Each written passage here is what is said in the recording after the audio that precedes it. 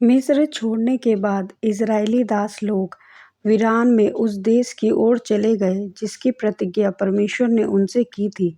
जब वे कनान के पास पहुंचे तब वे सीन नाम के जंगल में कादेश बर्ने नामक स्थान में ठहर गए। परमेश्वर ने मूसा को 12 गोत्रों में से एक एक पुरुष को कनान देश में जासूसी करने के लिए चुनने को कहा। मूसा ने प्रत्येक गोत्र से एक नेता चुना। मूसा ने उन्हें यह पता लगाने के लिए कहा कि कनान के लोग मजबूत हैं या कमज़ोर, उनके नगर कितने बड़े थे और क्या वे किलेबंद थे, क्या ज़मीन उपजाऊ है या बंजर। उसने उन्हें कुछ फल वापस लाने के लिए भी कहा। 12 जासूस कादेश बरने से निकलकर नेगेव की मरुभूमि में गए जहां अमालेक रहते थे। इसके बाद वे पहाड़ी देश में चले गए। उन्होंने अनाक वंशियों को देखा। वे बड़े लंबे और शक्तिशाली थे।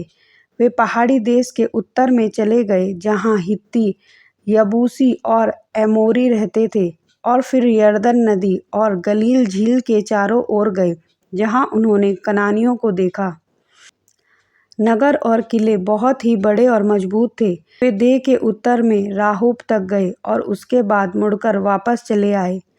वे एशकॉल की घाटी में पहुंचे। उन्होंने अंगूर के एक बड़े गुच्छे वाली शाखा को काट लिया।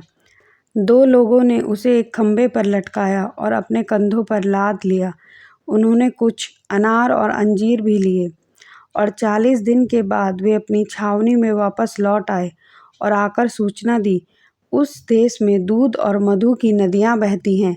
वहाँ के फल ऐसे हैं, परंतु वहाँ के निवासी सामर्थी हैं और उसके नगर बड़े और गढ़ वाले हैं। जासूसों में से एक कालेब ने सबको चुप कराकर कहा, हम लोग चढ़कर देश ले लें, क्योंकि हम निश्चित रूप से यह कर सकते हैं। 10 जासूसों ने असहमति प्रकट करते हुए कहा, हम उन लोगों पर हमला नहीं कर सकते, वे हमसे ज़्यादा ताकतवर हैं। हमने जितने भी लोगों को देखा वे बड़े थे, हम उनकी तुलना में टिड्डियों जैसे थे। उस रात इजरायली कुड़कुड़ाए और रोए। उन्होंने मूसा और हारून से शिकायत की, यहोवा हमें इस देश में मरने के लिए क्यों ला रहा है? हमारी स्त्रियां और बच्चे लूट लिए जाएंगे। वे दूसरे नेता को चुनकर मिस्र वापस जाने की योजना बनाने लगे।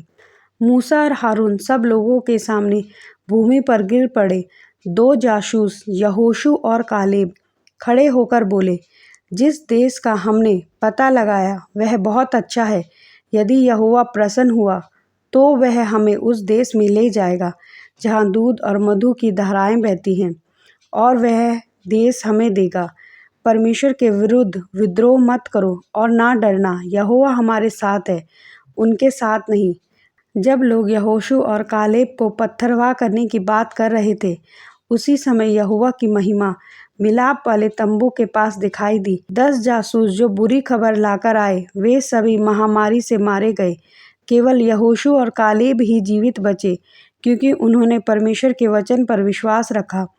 तब विद्रोही लोगों ने अपना विचार बदल दिया और अमालेकियों पर, जो उनके शिविर के उत्तर में थे, आक्रमण करने का निर्णय लिया। मूसा ने कहा, तुम यहोवा की आज्ञा का उल्लंघन क्यों कर रहे हो? यह सफल नहीं होगा। लेकिन वे आगे बढ़ गए। अमालेकियों ने कनानियों की सहायता से, जो पहाड़ी देश में रहते थे, नीचे आकर आक्रमण किया और उन्हें तेजी से पीछे हटने के लिए मजबूर कर दिया। और अगले 40 साल तक इजरायली जंगल में भटकते रहे, और जिन्होंने परमेश्वर के विरुद्ध विद्रोह किया था वे सभी मर गए। एक नई पीढ़ी यहोशू के नेतृत्व में कालेब द्वारा समर्थित परमेश्वर पर भरोसा करके उस भूमि को लेने के लिए तैयार हुई जिस भूमि का परमेश्वर ने उनसे वादा किया था।